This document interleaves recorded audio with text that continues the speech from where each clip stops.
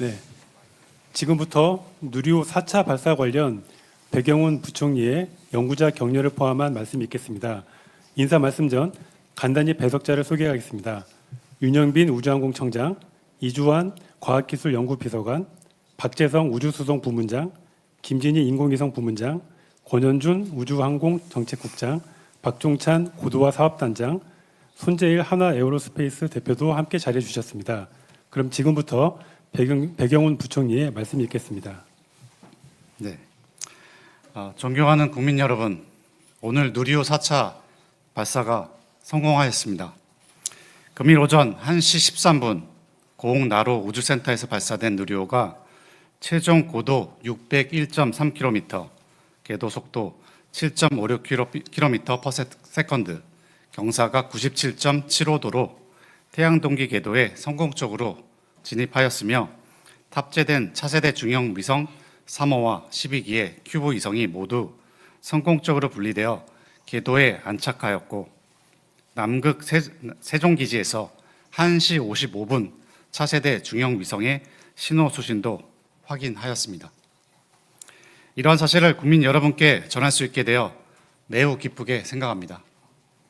먼저 우주항공청, 항공우주연구원과 민간 기업 등 관계자 여러분들께서 끊임없는 연구와 실험을 통해 고난과 역경을 이겨내며 오늘 누리호 4차 발사를 성공으로 이끌어 주신 것에 감사 말씀드립니다. 아울러 현장에 계신 국회 및 전남, 경남 등 지역 관계자분들과 새벽까지 가슴 졸이며 역사적인 순간을 함께 해주신 국민 여러분들께 깊이 감사의 말씀드립니다. 이번 누리호 4차 발사 성공은 대한민국이 독자적인 우주 수송 능력을 갖췄음을 다시 한번 입증하는 것일 뿐만 아니라 정부와 민간, 국가연구소가 하나의 팀이 되어 수행한 최초의 민관 공동 발사로서 우리나라 우주산업의 생태계가 정부 중심에서 민간 중심으로 전환되는 중요한 전환점이 될 것입니다. 앞으로도 우리나라의 우주 개발 분야에서의 새로운 도전은 계속될 것입니다. 오늘의 성공을 밑거름 삼아 차세대 발사체 개발, 달 탐사, 심우주 탐사 등 대한민국이 세계 5대 우주 강국으로 도약하는 길을 흔들림 없이 추진하겠습니다. 이번 4차 발사 성공을 이뤄낸 연구진과 관계자 여러분의 노고에 대해 다시 한번 감사와 축하의 말씀을 전합니다. 감사합니다.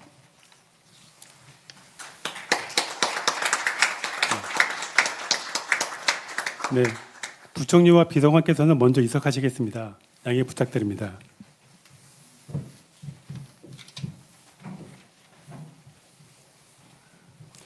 다음은 누리호 4차 발사 결과에 대해 윤영빈 우주항공청장이 브리핑을 하겠습니다.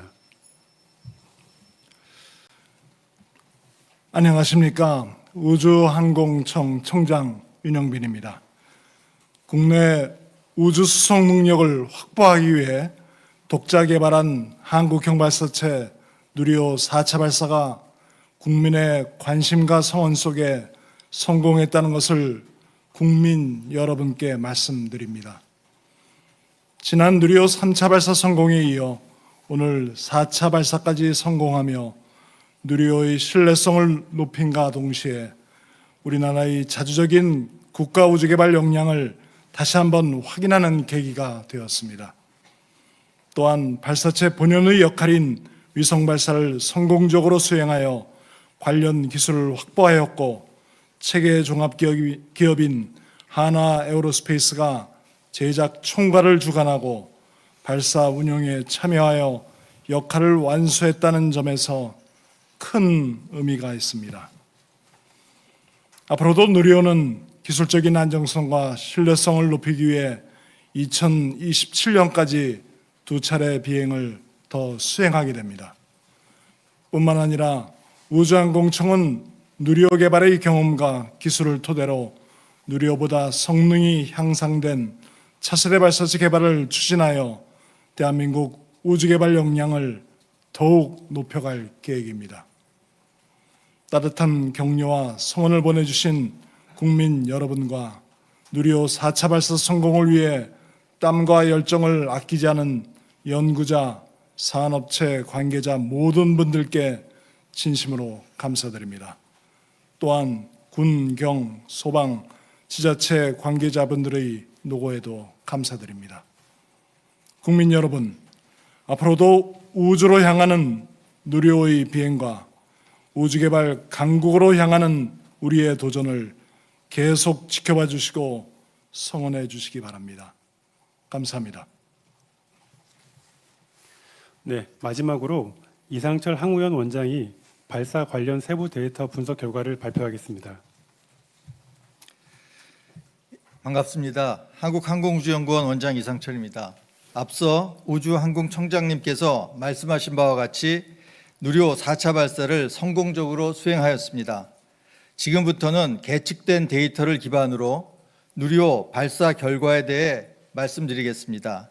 오늘 0시 13분에 발사 예정이었던 누리호는 0시 13분 00초에 이륙하여 모든 발사 과정이 정상적으로 진행되었습니다. 차세대 중형위성 3호와 12기의 큐브 위성이 모두 성공적으로 사출되었음을 확인하였습니다. 원격 수신 정보를 초기 분석한 결과는 다음과 같습니다. 누리호는 정해진 비행 시퀀스에 따라 이륙, 1단 분리 및 2단 점화, 페어링 분리, 2단 분리 및 3단 점화, 주 탑재 위성 분리, 부 탑재 위성 분리 순으로 진행되었습니다. 누리호는 0시 13분 00초에 이륙 후 122.3초경 고도 약 65.7km에서 1단 분리 및 2단 점화, 230.2초경 고도 약 211.1km에서 페어링 분리, 263.1초경 고도 약 263km에서 2단 분리 및 3단 점화까지 진행 후 741.2초경 고도 600.5km에 도달하였습니다. 이후 자세 안정화 과정을 거쳐 790.9초경에 고도 601.3km에서 차세대 중형위성 3호를 분리하였으며 813.6초경부터 914.4초경까지 12기의 큐브 위성을 정해진 순서대로 모두 성공적으로 분리함으로써 임무를 완수하였습니다. 앞서 말씀드린 바와 같이 차세대 중형위성 3호와 큐브 위성 분리 시의 고도는 601.3km이며 누리호 4차 발사 성공 기준인 600km 플러스 마이너스 35km의 범위를 만족하였습니다. 감사합니다.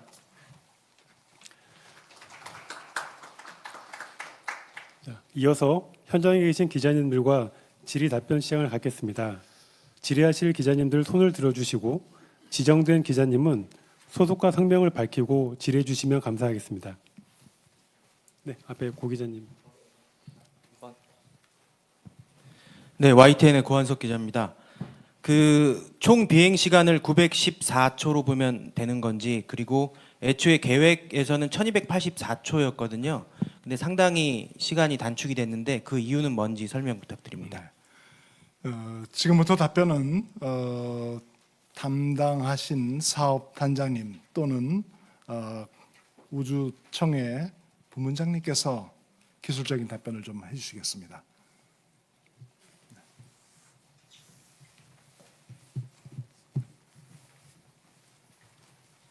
한국항공우주연구원 항공발사체 고도화사업단 단장 박종찬입니다. 이번 누리호 4차 발사의 최종 추적 종료 시점은 이륙 후 18분 25초에 추적이 종료됐기 때문에 이 시간을 비행 종료 시간으로 보시는 게 맞겠습니다.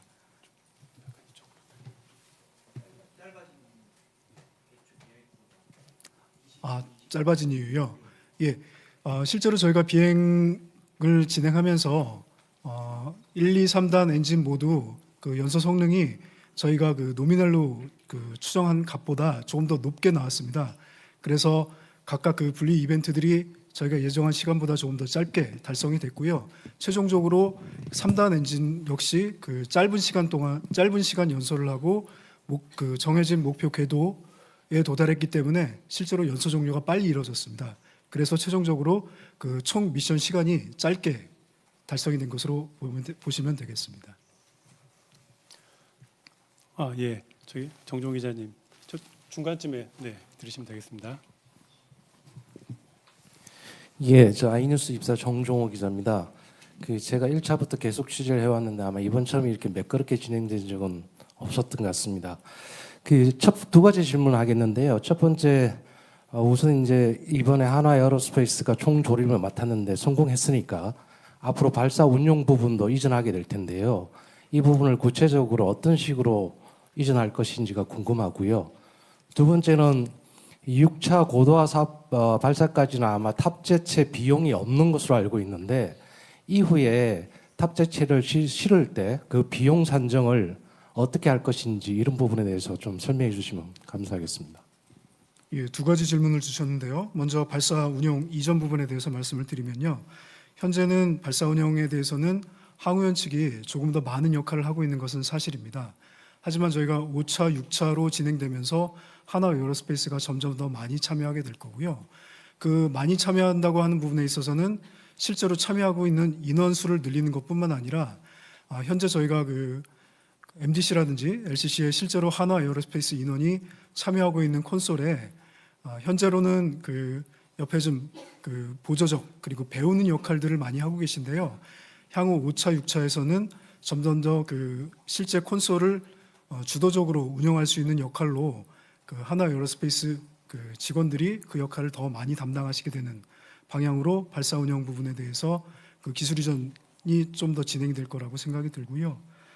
두 번째 그 탑재체 비용에 대해서는 현재 그 누리호 사업을 그 6차까지 진행하는 고도화 사업에서는 탑재체 비용에 대해서는 현재 설정이 되어 있지 않기 때문에 이 부분에 대해서는 고도화 사업 기간 내에서는 현재 지금 4차와 동일하게 그 국가의 어떤 그 공공적인 목적 뭐 이런 것들을 바탕으로 그 탑재 위성이 결정이 되면은 그 부분에 있어서는 탑재 비용을 청구하지 않고 탑재를 진행하는 방식으로 계속 업무가 수행이 될 것이고요. 하지만 이후에 7차 이후에 그 국가 주도가 아니라 민간에서 주도를 하게 되면은 그때의 탑재체 비용에 대해서는 현재는 방식이 결정되어 있지는 않습니다만 이 부분에 대해서는 향후에 우주청과 협의를 해서 어떤 식으로 탑재 비용에 대해서 고려를 할지에 대해서는 향후 논의를 통해서 결정을 하도록 하겠습니다. 현재는 이 정도까지만 답변드리겠습니다. 네, 저기 뒤편에 저기 김종호 기자님께 전달 부탁드립니다.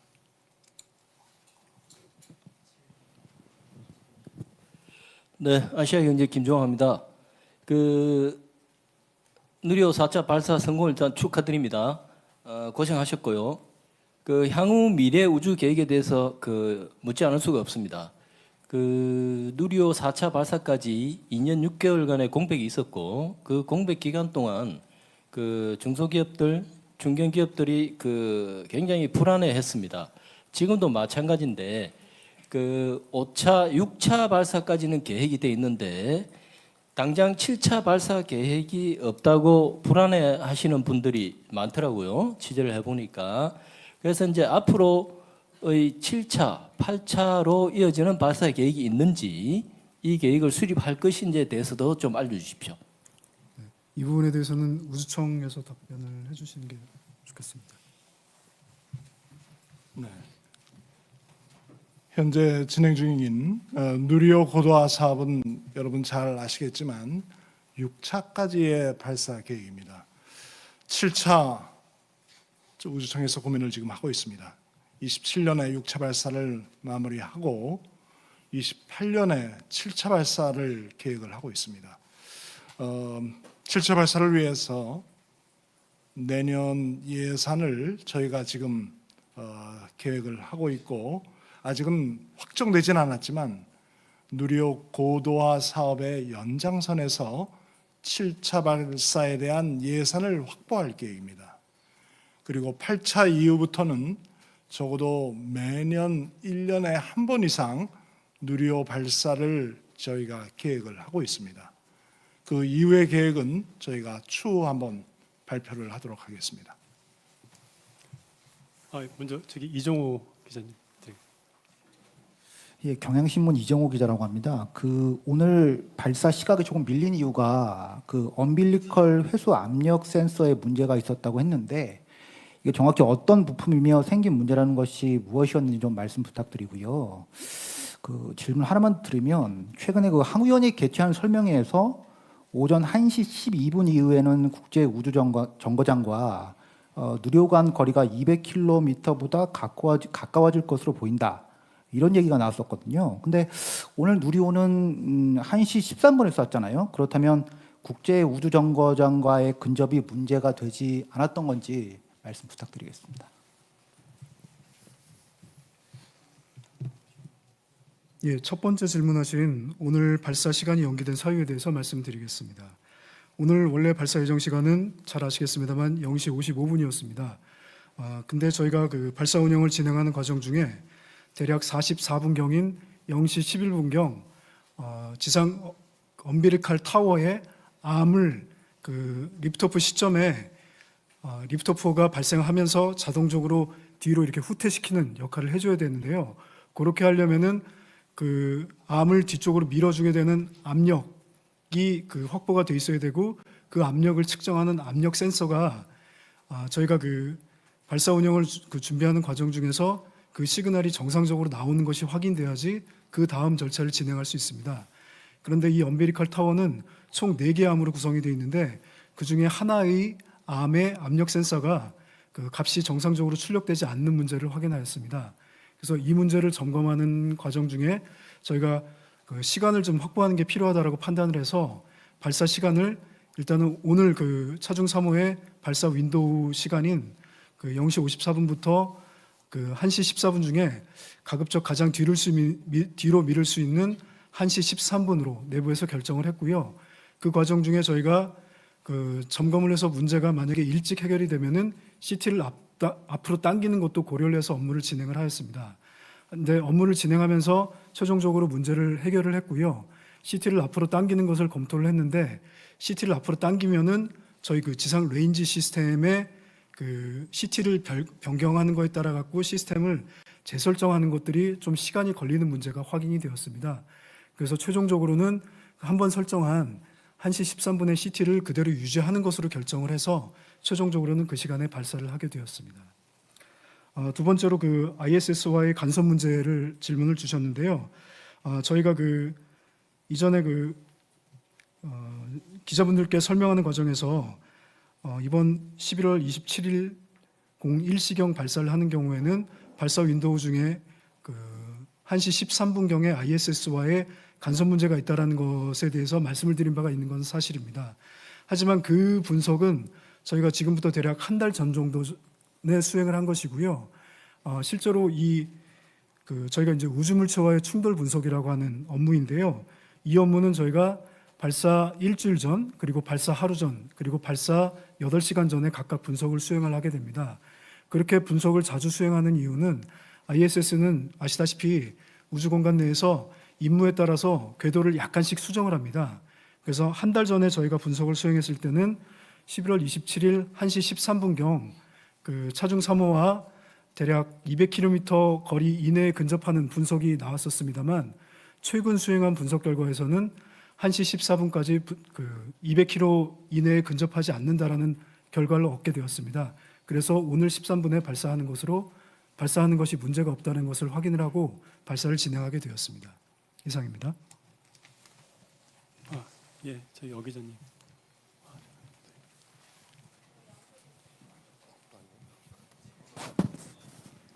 네, 누리호의 13기 위성 어떻게 보면 역대 최다 위성이 이제 많이 탑재가 돼서 실렸는데요.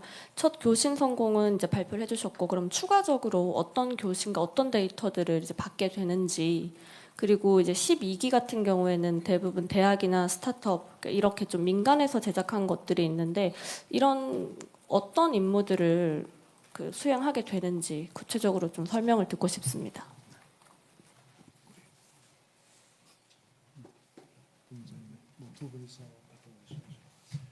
일단 오늘 발표의 경우에 있어서는 발사가 정상적으로 이루어졌음을 발표드리고요. 위성 같은 경우에는 이제 비컨 신호를 통해서 정상적으로 궤도에서 신호를 보내온다는 것은 오늘 또는 내일 오후까지 확인이 될 예정이지만 각 위성의 기능들에 대해서는 업체별로 그 점검하는 일정이 조금 차이가 있습니다. 그래서 그 경우에는 업체별이 확인이 되는 시점에 저희와 이제 공유를 해서 각 업체별로 그 결과를 이제 공유 드릴 예정으로 있고요. 각 위성들에 대한 기능들은 저희가 이제 프레스켓을 통해서 어느 정도 설명을 드렸고 아마 업체들이 기능 확인 후에 본인들이 어떤 역할, 어떤 임무를 하는지에 대해서는 자세하게 보도 자료를 낼 것으로 예상하고 있습니다.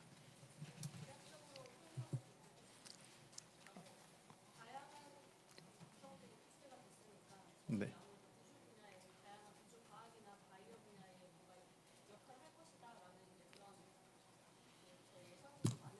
예. 다양한 지구 관측하고요. 우주 내에서의 여러 가지 실험들이 각 위성들의 임무로서 설정이 되어 있습니다. 예, 구역 기자님. 네, 저 문화일보 구역입니다. 아까 이제 그 발사 시간 짧아진 이유와 관련해서 그 설명해 주시기를 연소 성능이 추정값보다 더 높게 나와서 분리가 더 빨리 진행됐다라고 설명을 해주셨는데 이 말을 그러면은 출력이 예상보다 더 좋았다라고 이해하면 되는지, 그럼 이 말은 지금까지 누리호를 발표할 때 스펙보다 페이로드를 더 많은 더 무거운 위성을 옮길 수 있다라고도 이해가 되는데 제가 이렇게 이해해도 될지 좀 설명 부탁드립니다.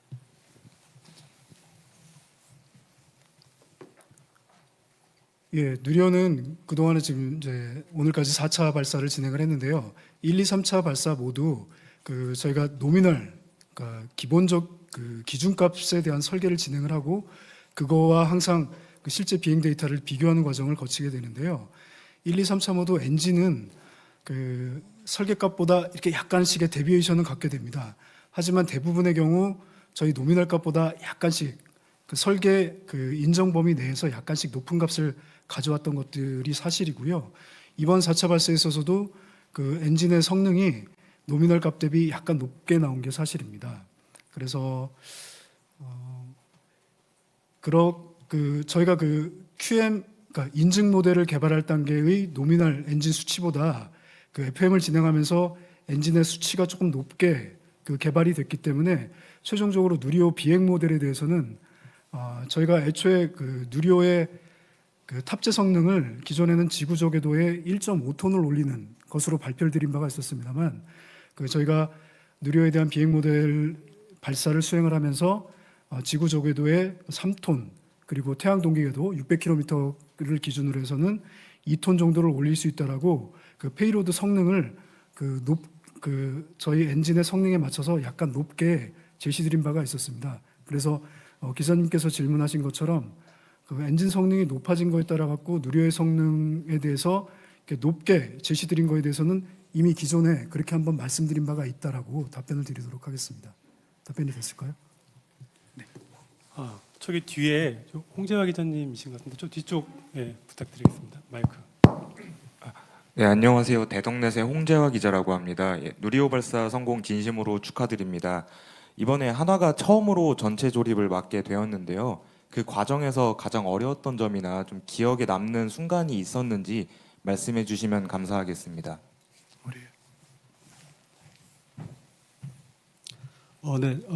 일단 관심을 가져주셔서 너무 감사드립니다. 지금 그 지난 3차 발사하고 이번 4차 발사 간에 2년 6개월의 공백이 있었습니다. 그래서 어떤 그 산업 생태계의 좀 유지가 좀 힘들었습니다. 예를 들어서 기술 인력이 좀 이탈한다든가 일단 그런 부분이 가장 좀 어려웠습니다. 다만 이제 그런 어려운 점들을 우리 항우연하고 협력업체가 함께 잘 극복한 사례가 되겠습니다. 감사합니다. 네, 다른 질문 있으실까요?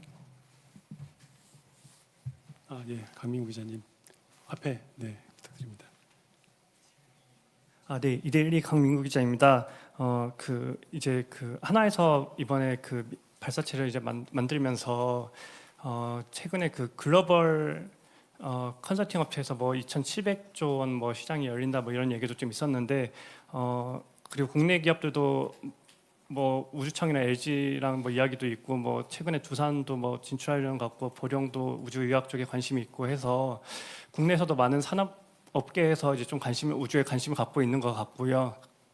그런 상황에서 이제 하나의 그런 뭐 시장 발사체를 활용해서 시장 진출할 의지와 그리고 앞으로 뭐 좀 정부나 뭐 이렇게 기대하는 부분이 있다면은 코멘트 좀 부탁드립니다. 네, 그 굉장히 중요한 말씀을 해주셨습니다. 앞으로 우주는 그 발전 가능성 무궁무진하다 생각합니다.